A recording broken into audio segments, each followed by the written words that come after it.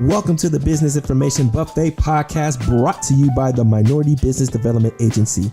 Each week, we'll be featuring business owners and entrepreneurs that will provide their personal recipe for business, powerful conversations, and knowledge of the business world. We amplify the stories of various backgrounds, cultures, and expertise. Our self-identity is as diverse as our social community. We cultivate a community of like-minded individuals that share their different perspectives, broadening our worldview. Are you ready? This is the Bib Podcast, where everybody eats. Ladies and gentlemen, are you ready? Welcome back to the Business Information Buffet Podcast, also known as the Bib Podcast, where everybody eats. We are here for another incredible episode. Today is slightly different as I am filling in as a guest host. I am Emily Raphael, one of the Asian community liaisons for the Nevada Growth and Minority Business Development Agency here in Las Vegas.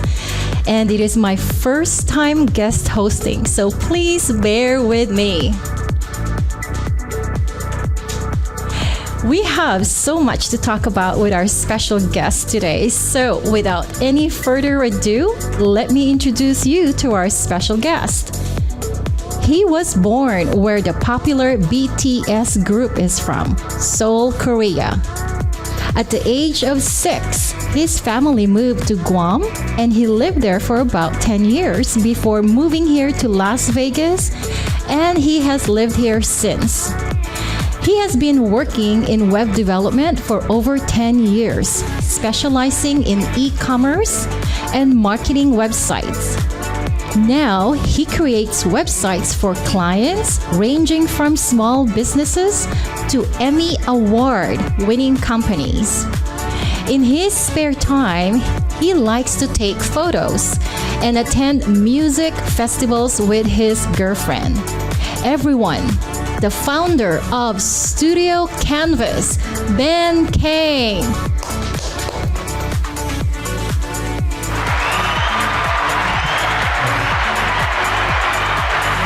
Thank you for having me today. Welcome, Ben. It's so great to be here with you. We're finally meeting with you face to face this finally time. in the flesh. Yes, yeah. We've been talking for months and months virtually, and then now we get to really see each other. So, Ben, tell us more about yourself. Absolutely. So I run a business where I develop websites for a lot of small businesses out here in Las Vegas, really ranging from anything like restaurants to private practitioners, real estate agencies, and things like that. So I've been in the field for about 10 years now, and I really enjoy what I do. That's great to hear. So I really need to ask this, because coming from the island of Oahu, I really need to know how it is to grow up in Guam and then coming to Las Vegas, where it's a lot different. Yes, absolutely.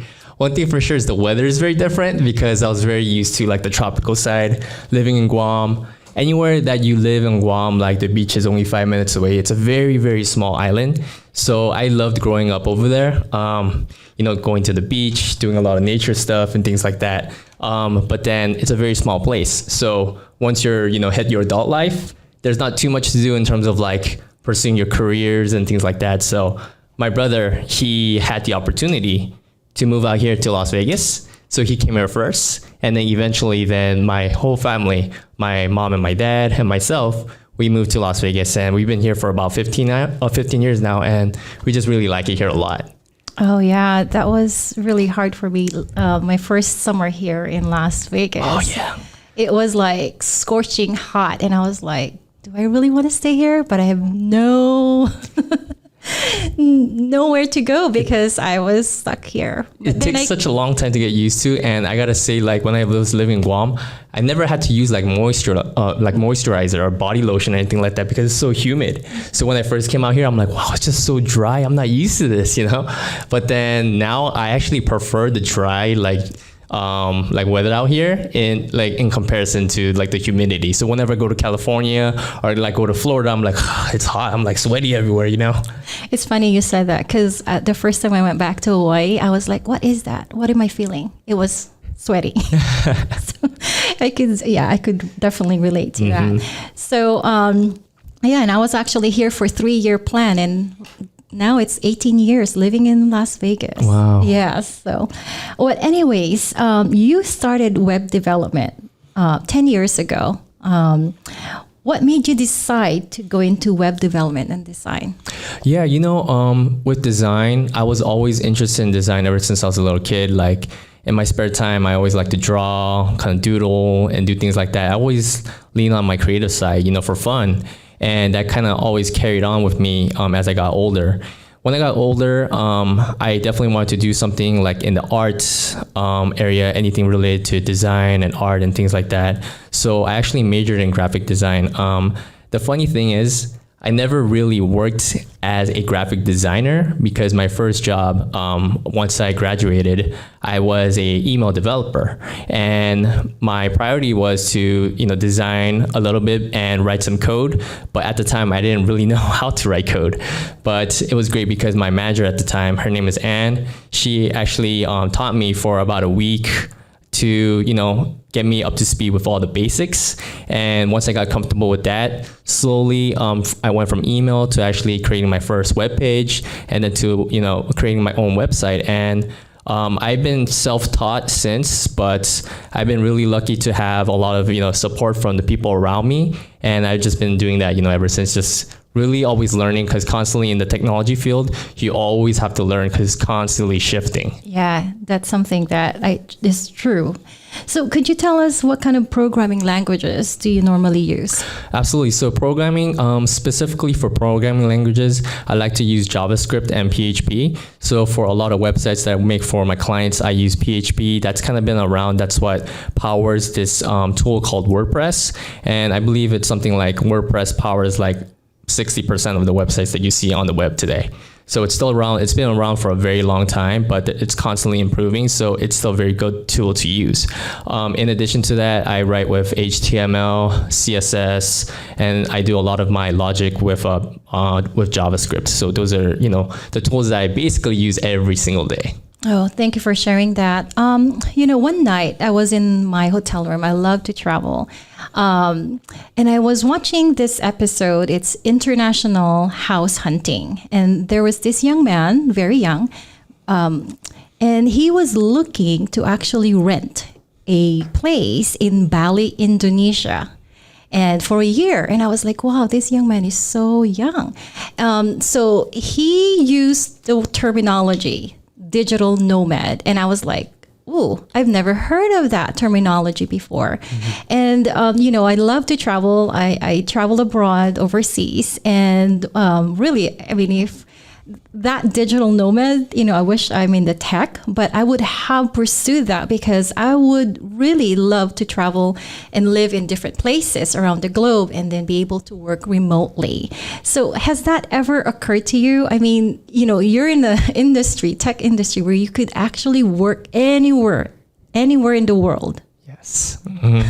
Yeah, absolutely. And you know what? That is definitely one of the best perks about working in the tech field. Because my girlfriend, soon to be fiance, she works in the medical field, and as great as that is, because there's job security and that's not going anywhere anytime soon, you're almost always tied to like a physical location, because you have to go to a hospital, you have to go to an office, and that's where you do your practice and things like that. So whereas for someone like me, there's so much autonomy, because everything that I do can be done just with a laptop, just on a computer. So even if I'm on the other side of the world, I can still technically do whatever I'm doing now and really just travel and enjoy life and do all those things. So right now, currently, I have some ties to Las Vegas, so that's why I'm still here. But then definitely, within the next several years, once I have more freedom and versatility, I absolutely want to take advantage of this opportunity that I have, because I think it's just so great and special that I can be in Korea, I can be back in Guam if I wanted to, and then still operate my business. And there will be almost little to no hiccup. And I think that's really great because life really just goes by so fast. And sometimes I talk to people all the time that has, maybe never left the country, maybe have only gone to several different countries. And, for someone like me that really likes to travel, I really want to, take advantage of that. So I can go to many of these different places, and not only just see it on my phone or on TV, So that's definitely one of the perks that I like about, working in the technology field. That's great, right? So I really have to echo that because I think it's very enriching when you experience living abroad or visiting abroad. Traveling really changes you. You're never the same when you come back. Absolutely. Yeah. I appreciate that. So let's see to the next segment right here.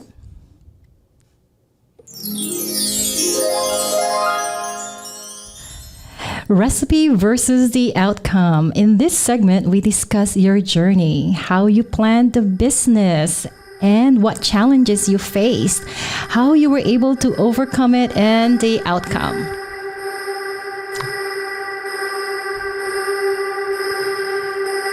So Ben, what made you decide to start a business instead of working for a traditional corporation? Yeah, I think it again kind of piggybacks off of that autonomy and having that freedom. I think it's great because when you run your own business, you're kind of your own boss. So you get to really set the timelines and your goals, and you yourself is responsible about how much you can make, how success that you have. And so if you're the right person to be in that position, then the sky's the limit. There's just so much that you can do. And especially with the technology field, there's so many different things that you can specialize in. Even though I do web development specifically, if you're a developer, you can be a front-end developer. That's someone that kind of focuses on the user interface, what you see, the design. You can be a back-end developer. So if you're more comfortable with numbers and data, that's what you can specialize in. And of course, with crypto blowing up right now, another field that's very, very gaining in popularity is something called a blockchain developer. And those developers are responsible for, building on top of Ethereum, ERC 721, and there's Solana. So this is just really it's like the .com. Once again, it's like, at that time I was too young, I was maybe in my, 5 or 6 years old, so I didn't even know anything about the .com boom then. But then now we're almost living in that age again, but this time it's with blockchain. This time it's with crypto. Right. And so for those that are interested in something in the tech field, that's definitely a field that is rising so quickly today, and there's not enough people that are interested in doing that to fill in all the open positions. So it's just so much opportunity, and you can absolutely run your own blockchain business if you wanted to. But right now I'm very happy doing web development because it really does give me the opportunity to meet a lot of people. And this is one thing that I like to do as well, is have this one-on-one, conversation with people that live in Las Vegas that are looking to build a website so they can run an online business or a marketing business. It's just a very enriching experience. Thank you for saying that. There's always opportunity in the tech industry. So can you think of a time that you planned something and it didn't go accordingly? And how did you make it work? Yeah, there's always, surprises when you work in the tech field. And I think it's just kind of the nature of the beast because, you can be comfortable with one platform and, the next day it can be outdated. It can be obsolete. That's what we call obsolete because nothing really expires in the tech field. There's no shelf life. But then I guess one thing that has, something that goes against it is that it can be obsolete because there's always going to be something bigger, badder, faster that's going to be cheaper to operate. And so for me, I think it was really learning the nature of that and sticking to the tools that I always used. It wasn't there's never a one-stop solution in terms of building these websites for my clients. And I always used to stick to the same tools, to the same architecture. But then I quickly realized that, hey, I have to be open to learning different things, even if it's outside of my comfort zone, because I'm more definitely of a front-end developer. I like to focus on the UI. I like to focus on the design, but it's definitely useful to be well-rounded and to open your eyes to the opportunities that there is as a back-end developer, as a full-stack developer. And so just really knowing that, hey, I didn't plan to know about all of this, these different things, but being open to that, I think that has definitely helped my career in the long run. That's why I'm here today. Thank you. I could not agree more to that. Things change all the time. All the time. Yes. Yeah. Thank you. The hot seat. So this is the segment we provide in-depth question to learn more about you as our guest. So Ben, who did you look up to growing up? Yeah, there were a lot of influential people around me when I was growing up, but I gotta say, because I was pretty transient, like I was born in Korea, I lived there for about 6 years, lived in Guam for about 10 years, and I came here. So I grew up not really around my relatives, not with my friends, yes, but then there was a period of time where, I had to move. So I still have in contact with them, but then definitely that number has dwindled down over the years. But that one person that's always been there for me is my brother. And my brother is someone that I always looked up to because he's always had his head straight.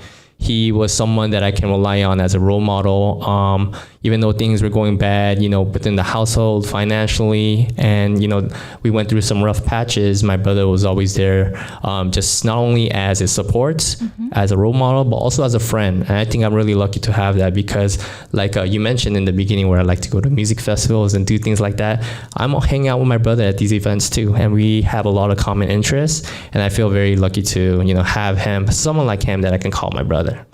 Thank you for sharing that. What's your age gap? 3 years. Okay, yes. Yeah. So it's perfect, right? Yeah. Yeah. Not too much, not too close, Yeah, right. It's always important to have that person in your life. Exactly. Yes. So what's one habit you do daily? So even though I'm quite busy, and I'm always just sitting on my computer chair, just always typing away on my keyboard, I like to, try to be active. So every day, at least for about 15 minutes, I get on my Peloton bike and I just ride that thing just so that I can, burn some calories because, I'm not eating healthy 100% of the time. I will admit to that. But then I think that just, being active and also even if it's just like walking my dog, that's something that I like to do as well. Just staying active is something that I always try to do every single day because I know I'm kind of in that situation where I have to be always on the computer chair and whatnot. So being active, being on the Peloton, that's something that I like to do every single day. Thank you for sharing that. I attended a workshop one time and the presenter actually said that exercise to him is a non-negotiable. And that stuck to me because I was like, yeah, that's right. We're all given 24 hours, but then we decide what to do with that 24 hours. So, exactly. Yeah. So after I heard that word, I was like, there's no excuse for me not to walk, or jog a little here and there, but definitely it's a non-negotiable. Thank you. And it also keeps your mind healthy as well. As you said, you're always sitting and you're always in front of your screen. So getting up and doing your Peloton, I think, breaks the monotony, right? Yes, it does. Even though you're staring at the screen, again, on the Peloton, it still helps because you're moving your legs. Right. And it gives you that, what do you call it, the feel me good serotonin after workout. Right? Exactly. Yeah. Good. So what's your favorite tool to use that helps you run your business? So I would say that Google Calendar is a must. I just love it because, it's free, it's convenient. If it didn't remind me about different events, I probably even won't be here today because I would have forgot because there's just so much different things that's happening in my life. And so I really like to use something like that, an organizer tool to basically, remind me of the things that I have on my schedule. A close second would be this tool called Basecamp. Mm-hmm. It's very similar to like Google Calendar, but it kind of takes it to the next level because you can write notes and it's more of like a project management system. And so if you're juggling many different projects at one time, then it really helps you keep organized. And I think that's just one tool that's just critical in the type of work that any entrepreneur does is staying organized, and anything that can help you is a win in my book. Yeah, staying organized is really important because, as you said, if you don't put them on your calendar, then it's not happening, right? Exactly. In the same way, I have my phone. I rely heavily on my phone, and I have reminders all the time. I have my alarm set, my timers. And if I were to lose this phone forget about the purse, really. I need my phone, because I'm lost if I don't have it. But really, as a entrepreneur and running your own business, you have to stay on top of things. If my house is on fire, I'm grabbing my phone and my computer. Everything else, I can replace it. Right, there you go. So what's the best part about working for yourself? I know you kind of touched on this slightly, but what really is the best part? Yeah, I think it's just really, once again, harking back to that autonomy. Just, you yourself can, set your own schedule. So I think having that freedom where, hey, if you really want to take Tuesday off, you could take Tuesday off. Obviously you would have to plan accordingly, make sure that your projects are going to meet its deadline for you to be able to do that. But just having that option, it's a little bit difficult to have, that type of freedom if you're working under a corporate setting, if you're working for someone else. So I think having that freedom is definitely a plus. And also, having the opportunity to help, different people, because when there's folks that's coming to you with a problem and you can be that person that's granting them, that solution. It's just, even that in itself is just so rewarding. And so I feel like that's just one of the many perks that, I have when I'm running my business. That's very true. I really think that you do such a great job helping, especially when I email you and I need your help, right? So thank you so much for doing that. So I got to ask the other one though. What's the worst part of working for yourself? Yeah, I would say the worst part is that even though you try your best to stay organized and you try to stay on top of everything that's going on, sometimes, it can be a lot, because you being your own boss, as great as it sounds, it definitely brings, it has its pros and cons. And one of the cons is, if you have to wear many different hats, and you definitely learn to appreciate that over time. But then for someone that don't like finances, for someone that don't like accounting or taxes and things like that, well, you're still going to have to be involved in it. You're going to have to deal with it, whether you want to or not. So I think just when especially when you're starting off, because most people, when they're starting off, you have limited resources, and you don't have the funds to hire a CPA, to hire a project manager and things like that. So most of the time you're wearing all these different hats, so you have to do it yourself. And I think that's what causes some burnout for many people. And there were many times where I felt like I was getting to that point where I was burning out. But like anything, if you can overcome it and if you can plan it, I feel like you can definitely get to that finishing line. And once you do, it's just so good, because once everything is just squared away, that's when you could take Tuesday off, you could take Wednesday off, and just enjoy yourself. So it's definitely kind of a full circle where you go through peaks and valleys, but I would say that in the end it's always rewarding. Right, I agree, because business licensing, getting that takes some time. But thank goodness we have Nevada Grow and MBDA to help. So, just a plug in for that. Thank you. If you don't got no sauce, then you're lost. But you also get lost in the sauce.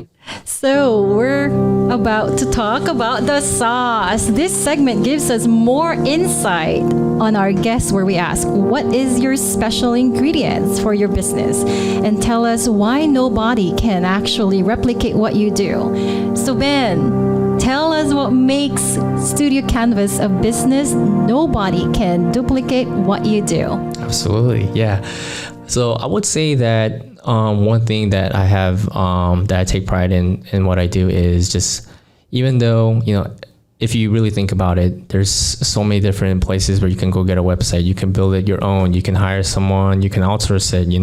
There's many different developers across the world, but really what I feel like I can offer to my clients when I'm talking to them is adding that level of personalization.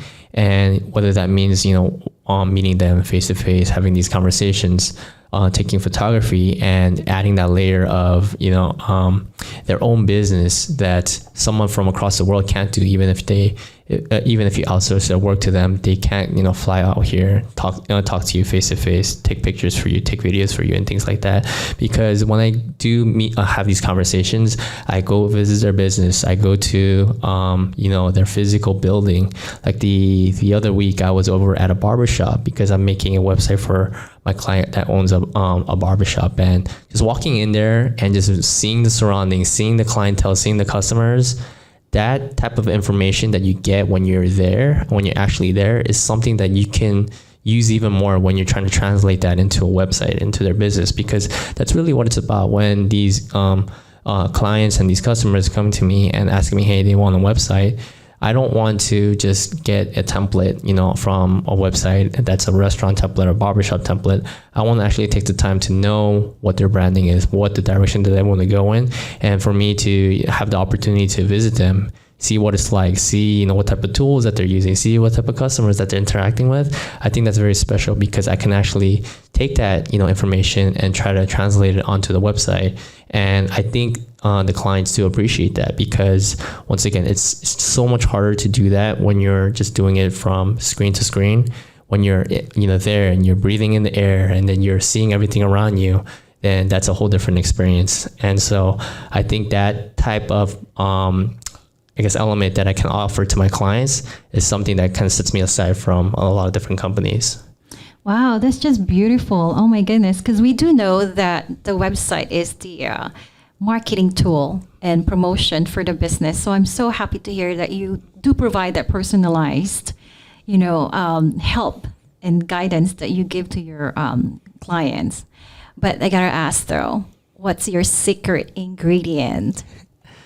Secret ingredient? I don't know if I have a secret ingredient, but then in addition to the personalization, really just at the end of the day, and this doesn't even pertain to my business, but just having great customer service, whether it's, an email that they send over to you or a phone, call that they send over to you. I think it really does speak volumes when you actually take the time to answer genuinely, and then understand why they're reaching out to you, because just leaving it off to the side or, trying to maybe giving it to someone else so they can take care of it. I think, that's not going to fly well with anyone. And whether you're in web development or whether you work in the food and beverage business, the people like that interaction. And even if maybe I don't have the solution to their problem, if I can understand and if I can try my best to help them, then I think that's something that's well appreciated. And so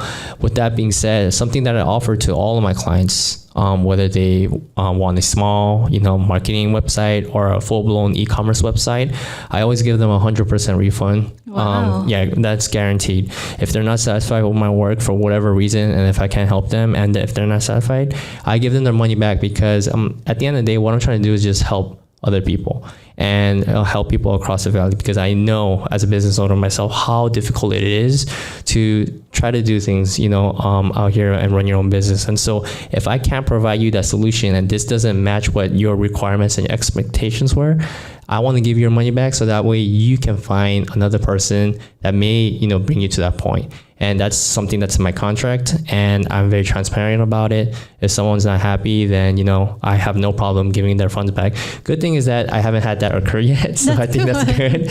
Yeah, but if that ever does occur, I would have no problem.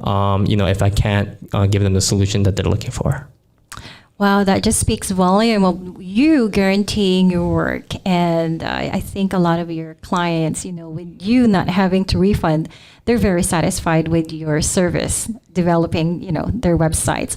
I gotta add though, ever since I met you, I'm actually blown away with your professionalism, and you have great work ethics, I have to say. And you communicate very well with us. And for me, being a very novice, working with a website, I've worked with other websites before, but there's always, I wanted to learn, and there's always improvement, right? But you listen. I think that's one of the things I noticed about you, is that you listen to what we need and want, and you actually deliver. And I think, with you being professional, and you've never missed our meetings, you've always been reliable and very prompt. I think the whole thing, it's a recipe for success. I really think that you have all the right ingredients to be a successful web, developer and designer. Thank you.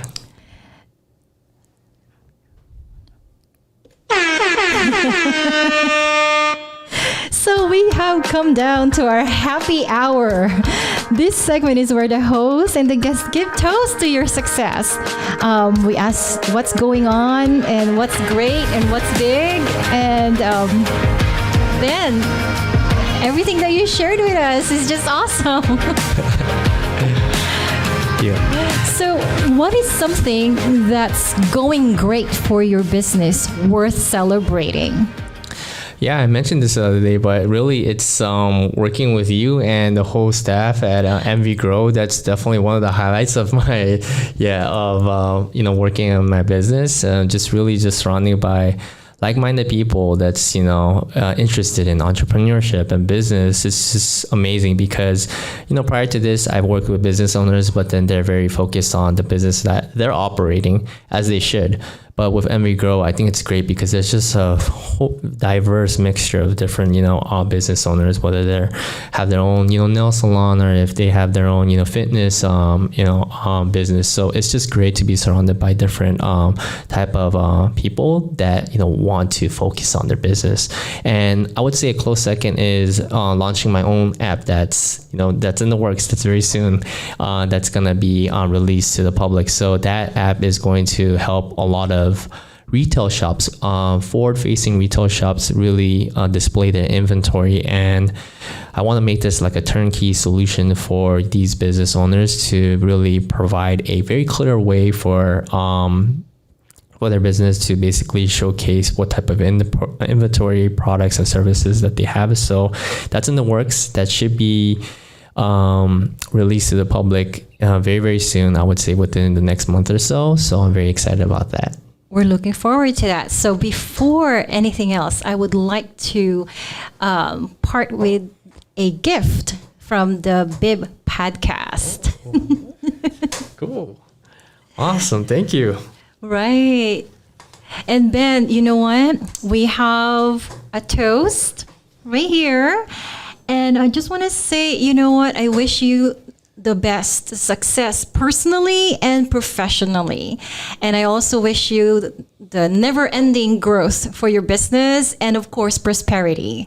I think you have the right ingredients, really. I mean, as young as you, I think you are going to be doing great things. And I would like to see your name. Maybe someday, I feel like we found a budding artist. And then now we're like, I'm looking for But anyways, I think you're going to do awesome. Thank Great. you so and much. I really appreciate this is such an incredible conversation with you. And I look forward to working more with you in the future. Likewise. Thank you so Toast. much for having me. Yes, thank you. Somewhere on the west coast, living on the ocean.